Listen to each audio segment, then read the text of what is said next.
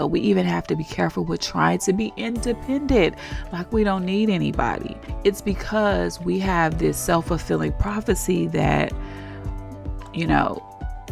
we could do it all by ourselves, and then we don't have to ask nobody. We don't have to attribute it to nobody, and we can say, I did this. It's almost the other side of the coin when people say, pull yourself up by your bootstraps. We are living in a self-fulfilling prophecy where we are pulling ourselves up by our own bootstraps, and it's actually, we are glorifying that, like that is a good thing. And so we have to be careful in these situations, and that's why rest, self-care, and really taking care of your body is so important. Not just mentally, but really completely holistically or physically. We need to take care of ourselves. I'm your host, TaSheena Braxton, and I am on a mission to disrupt the industry standard that fancy titles make leaders, and teaching my clients how to become leaders and get their own seats at the table. Every week, I will explore a topic that impacts women of color. I will unpack the topic and provide learning so that you can feel equipped to step into leadership. I went from laid off to an entry-level job to a mid-level multiple six figures role where I wasn't the highest on the org chart, but I was able to sit in rooms with CEOs, CFOs, and CMOs without a fancy title. As a mom of 4, a wife, and the eldest daughter of 6, I know what it means to lead in every aspect of your life and to be able to translate that into the workplace. Welcome to the Leadership Beyond the Title podcast. So glad to have you here. Now let's get into it. Hello, hello, hello. Welcome back to the podcast. So glad to have you here. Welcome back to me. I have been away for a couple of weeks.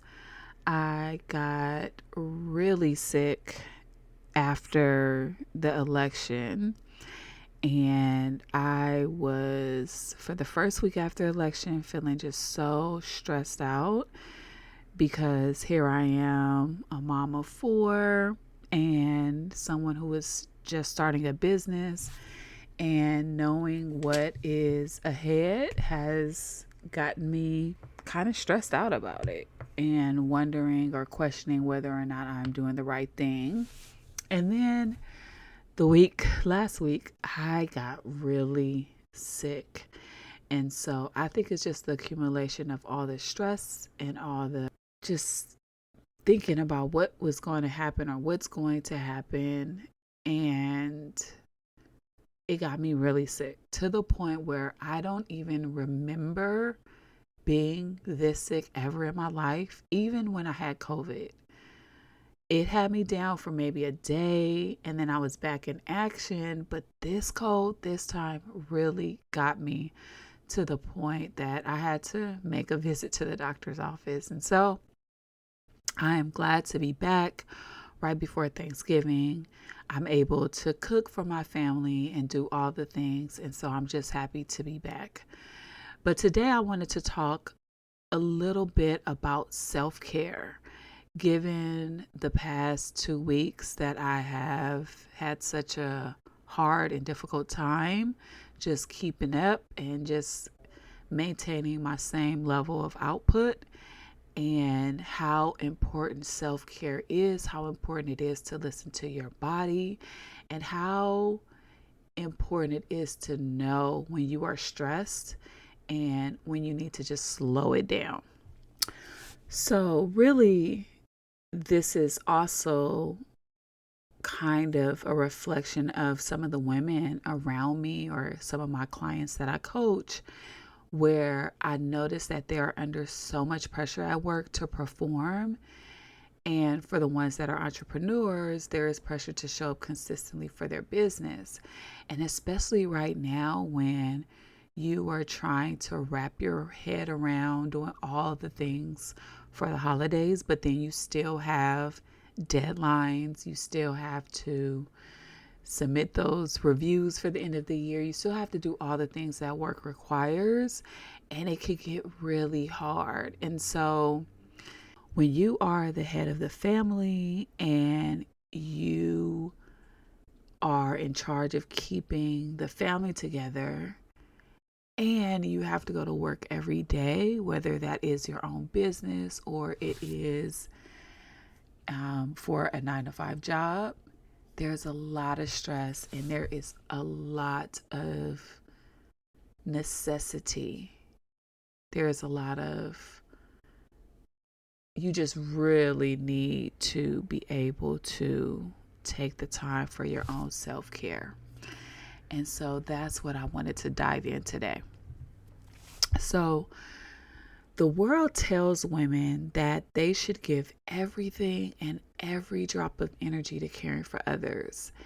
If you know that women are mostly the caretakers, the caregivers, the people in charge of making a home into a house, or a house into a home, as they would say.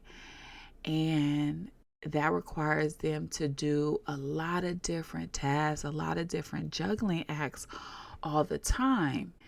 And because of that, I guess I would call a role that women have for their families, we are told, whether it's unconscious or not, to ignore any pain, any health ailments, any tiredness in our body for the sake of being on the clock.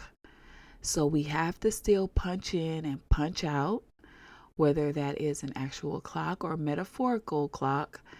We are expected to keep going even when we're sick, even when we're hurting, even when we're tired, even when we're exhausted, even when we're burnt out. We have to keep going. And then to couple that, or to add on to that, we have these messages from mainstream media that tells us that we have to grind and we have to hustle. And you will hear language like, I will sleep when I'm dead, rise and grind. And if it don't make dollars, it don't make sense. And so we just keep on going because, of course, we live in a capitalist society, and it makes making money and having a lot of energetic output to a job or to doing things versus being, we keep going.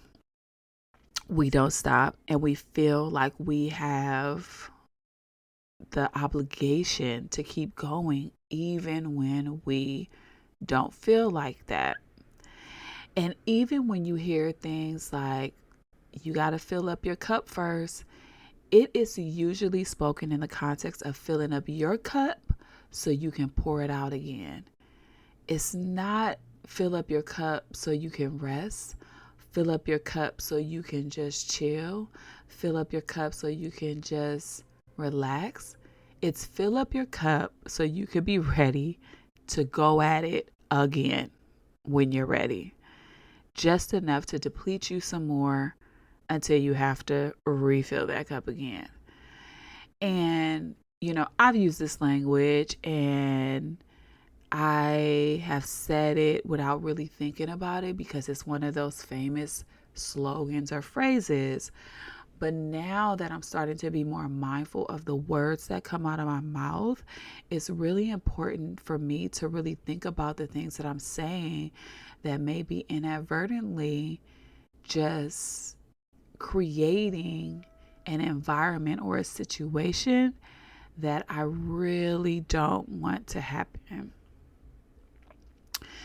And because of the language, or when we're not aware of the language, we start to put these expectations on ourselves. And so that's why it's important for me to tell you that be mindful of the language that you're speaking to yourself and about who you are, because you will create the very thing that comes out of your mouth. And we know that continuing to go is not sustainable at all. And the world will conspire with those expectations, with those thoughts, with that language, because it requires that we work nonstop and we are mostly connected all the time to our laptops, to our cell phones, so as not to miss an email or a phone call. And when we talk about indoctrination, like the phones and the laptops, the emails, the constant like connection to the digital space, our kids are being indoctrinated really early on that they have to stay plugged in even when they are tired. I know my kids, like, sometimes I catch them with the phone next to them and they are knocked out sleep, and the phone is still going and it's still like processing, and I have to grab the phone, turn it off, take it and keep it until the next day. But our kids are being indoctrinated early on. And I'm a millennial. I remember when internet was first coming onto the scene, and the AOL and all of those things were first starting. And I remember how it was unique, it was new, it was fun, and it was something different.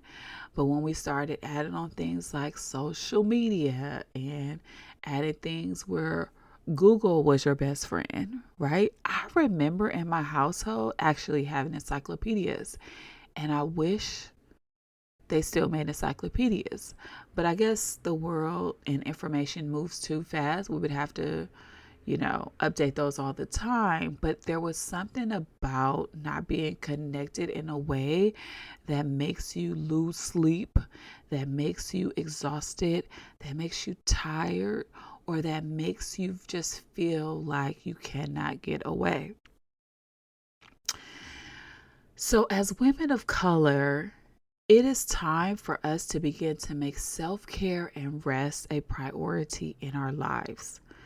When we prioritize our bodies and our minds, we are able to focus on our goals, because the rest that we take, the comfort that we put to the side to actually enjoy, will help clear our minds and make it easier for us to just think. There will be so much clarity. There will be so much just release that we didn't know we needed. And at the beginning stages, you have to actually be intentional by setting this time aside.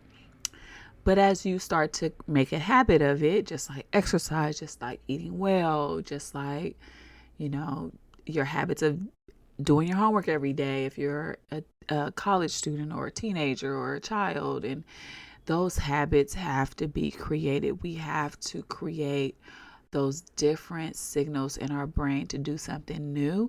So at first it will be hard, but it's something that you have to intentionally make a priority for yourself in your life.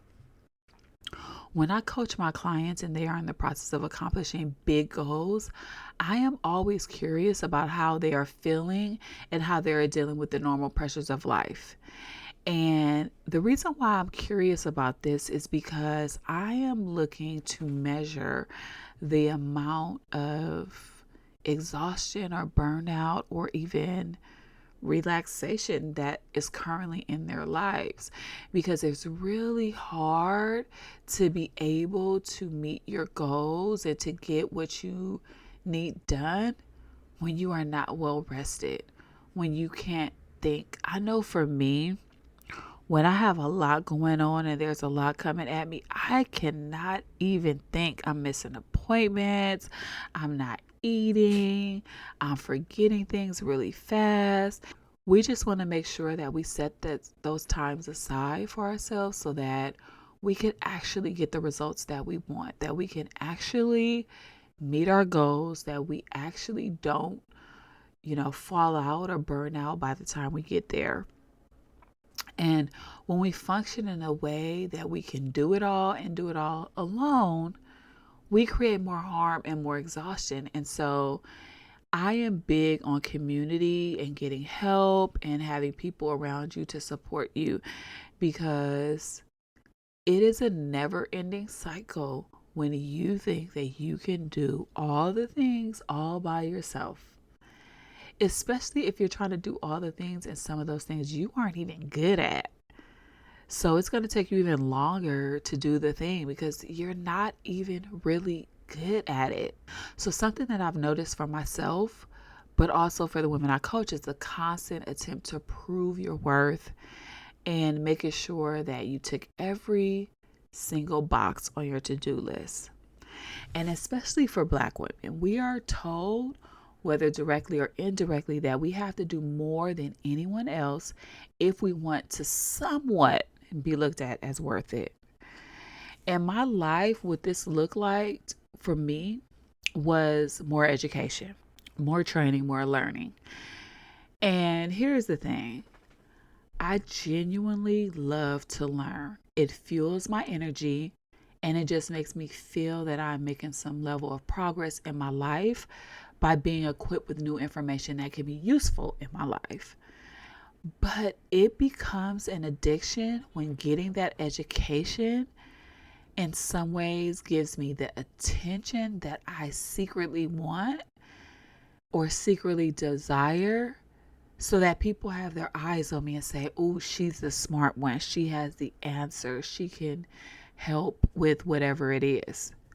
And when we are constantly after something, when we are constantly going for something and we don't take the time to just soak it all in and just be with what we already know about ourselves or about the new information that we've learned, we actually feed into a capitalist system that requires Black women to work. Rihanna even has a song, work, work, work, work, work, work, work, work, work, work. And that used to be my song. Like going to work and singing that song and rocking that song was something that was kind of cool, because it was like, yes, I'm going to work. But it was this glorifying of work. It was this glorifying of doing something that made it seem like you were more important, or that you would get more attention, or that you were just more worthy. And that can't be further from the truth. And so we have to be careful. Like even in my life, I've had to tame it down with trying to get more education and more things, because I'm not getting it because I want to just be with it.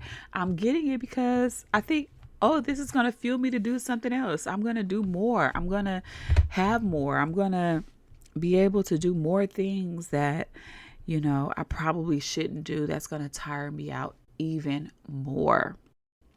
And so I want you to realize what I like to call this overall is the grind culture. Like we got to grind. Even there's a song, Grinding, with the Neptunes. The Neptunes did the beat. I can't remember the guys who did it. But Grinding, like that was a song. Work, work, work, work, work. That was a song.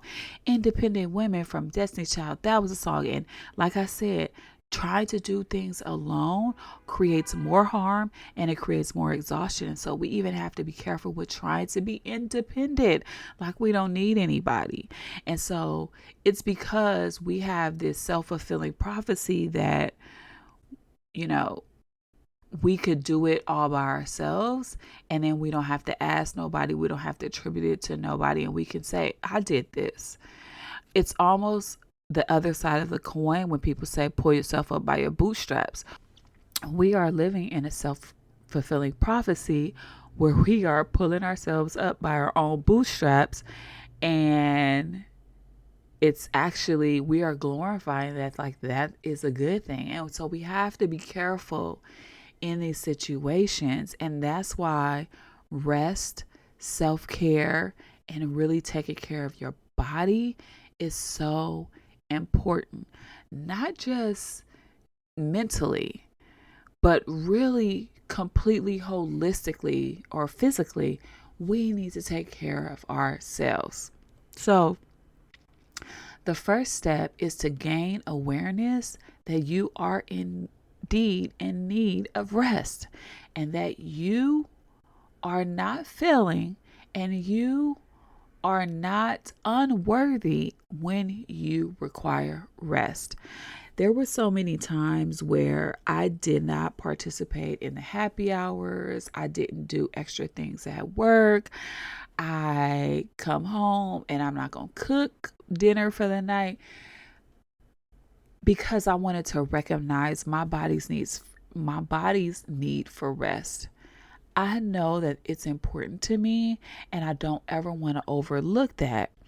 However, recently I realized that I was overlooking it because there was something, a part of me that said I had to grind, I had to get it, I had to make it happen in order to be the best business entrepreneur that I could be, while at the same time still providing the same level of life, the same way of life that I've always delivered for my family. And so I've had to, I think God told me to sit down, sit down. And I knew that I had to sit down. And so now, being equipped with that awareness, I know that it's going to take more than just a calendar block on my calendar. It's literally going to be me intentionally crafting moments of physical, spiritual, and psychological rest in my life.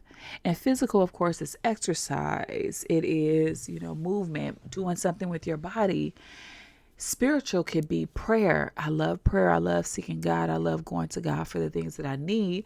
But if God is not your thing, it could be meditation. It could be some type of creative expression. It could be the affection between you and a loved one. All of these things help to fuel you and give you the rest that you need. And then the psychological rest, it's like shutting off the phones, just mentally removing your mind from having to do a lot of thinking, and instead of doing things, just being in the moment.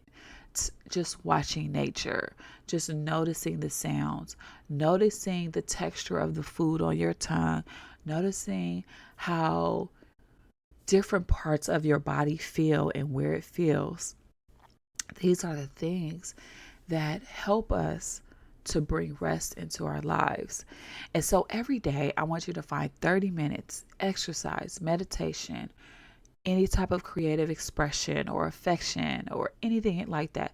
Take 30 minutes of your life to really just dive into that and usher in the rest into your life. The second thing I want you to do is do a social media detox. In the digital space, there is a lot of room for bringing in more toxic behaviors. There's room for more disconnection, and that leads to exhaustion.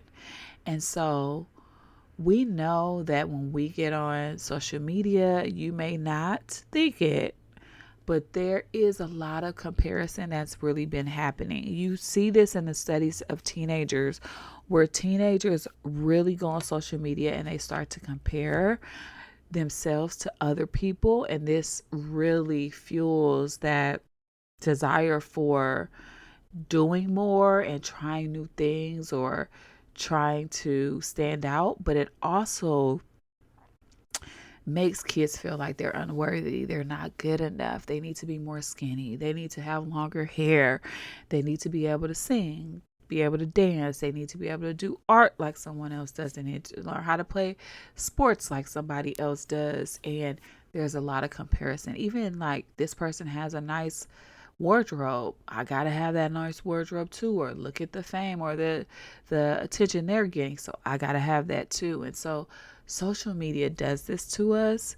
And if you think about it, social media wasn't connected for us to actually connect. It wasn't built really as a connection tool. It was built as a marketing platform. And having a marketing platform where you are marketing yourselves, it requires constant scrolling, posting, tweeting, promoting. It requires all of that. And so we just have to call a thing and realize, like, come on now. The presidents and the politicians that we have in office was brought into office because how they marketed themselves on social media and these social spaces. And so just knowing that it's not really about connection. Yeah, there may be people that have similar thoughts as you do, and there may be people who have similar perspectives that you do, but you're not really connected. You don't really know that person. All you know is what they want you to see on the social spaces, in these social streets, as I would say. Now, if you are in business, this can definitely help your business and it can help you market your goods and services. But think about what happens when the marketing turns into an obsession to be liked or to find your worth there. And so that's all I'm saying, is that we want to be careful of the social media kind of like dopamine hit that we get and detox ourselves from social media at some point. So, what I wanted to do is I wanted to share this list that I got from the book called Rest is Resistance. This book is by Tricia Hersey, and she talks about how rest is our God-given right, especially as Black women. And she gives us 20 ways of what resting can look like. And so I'm going to challenge you to find over the next couple of weeks ways that you can bring this type of rest into your lives. The first one is closing your eyes for 10 minutes. Literally, close your eyes for 10 minutes and just close them and just sit and just be with yourself. Number 2, a longer shower in silence. I have had moments where I just stood in the shower and just let the water come over me and just stood there and just thought, cried, reflected, all the things. Just be in the shower a little longer. Meditating on the couch for 20 minutes. Daydreaming by staring out of a window. I remember as a kid when we used to do road trips and you would just stare out the window. And like sometimes the outside was nothing but like marsh and just like old trees and hay and just, it wasn't anything. It was like farmland. But the daydreaming and just thinking and staring out of the window was so comforting and just helps you relax. Slow dance with yourself to slow music. Experience a sound bath or other sound healing. If you haven't done a sound bath, it can be just so refreshing. I think you can do these things on the Calm app or something like that if you don't actually have the sound chimes with you or the bowl to do it, or you can find somebody who actually does it professionally. But it's just a way to just be. A sun salutation. I remember in my leadership course that I took a couple of years ago with the Coactive Institute, we had a sun salutation every morning where we actually honored the sun and thanked the sun. It was a Native American kind of tradition to bring that in and to honor the sun, to honor the earth, to honor, nature completely. And so a sun salutation just put your footing back on the ground to allow you to know who you are, to be firmly rooted in yourself and your power, and then to also thank God as the creator and the source of it all. A 20-minute time nap. Now, I've tried to take a 20-minute time nap, but it always ends up like an hour. So only if you are able to do this 20-minute time nap. I find that it doesn't work for me, but I know for some people, just having that moment to take a nap is comforting and restful. Praying. I talked about it already. Praying to God and being able to just ask God for what you need and the rest that you need, the self-care that you need is so comforting. Crafting a small altar for your home, a long warm bath, taking regular breaks from social media. So I talked about the social detox. Not immediately responding to text and email. So sometimes just like not even responding, just letting it be. Deep listening to a full music album. I am loving Kendrick Lamar right now, and he gives me life. He makes me feel so confident and want to do more and be more and just really master my craft of coaching. You could do a meditative walk in nature, knit, crochet, sew, quilt. That's comforting for some people. I wish I could sew, actually. If I could sew, I would definitely take a part of this. Playing a musical instrument, deep eye contact with someone and just looking at them and just feeling the energy between the two of you is really impactful. And then the last one is laughing intensely. I'm a big goofball when I want to be, and just being able to laugh can help release all of the things. And so I share this list because I think it's so powerful to know that self-care looks a lot like rest. And so being able to take time in your day to just rest, just be with yourself, is a form of self-care. And I want you to know that it is your right, it is your privilege, and no one should be able to take this away from you. So I encourage you, one, don't get sick like I did, but two, to really think about this as we move into the holidays, as we move into January, where there's going to be huge changes in our society. And just remember that you have the power over your own body, regardless of what anybody has to say. And the power on your body means that you can rest when you want to, and you don't have to feel guilt or shame about it. Hopefully this was helpful for y'all, and you enjoyed this episode. Let me know how you are taking up a rest this holiday season, and I'll talk to you soon. Bye. Thank you so much for tuning in to the Leadership Beyond the Title podcast. If you enjoyed this episode, hit like, follow, and leave a comment. Share with your friends, family members, and other women of color leaders.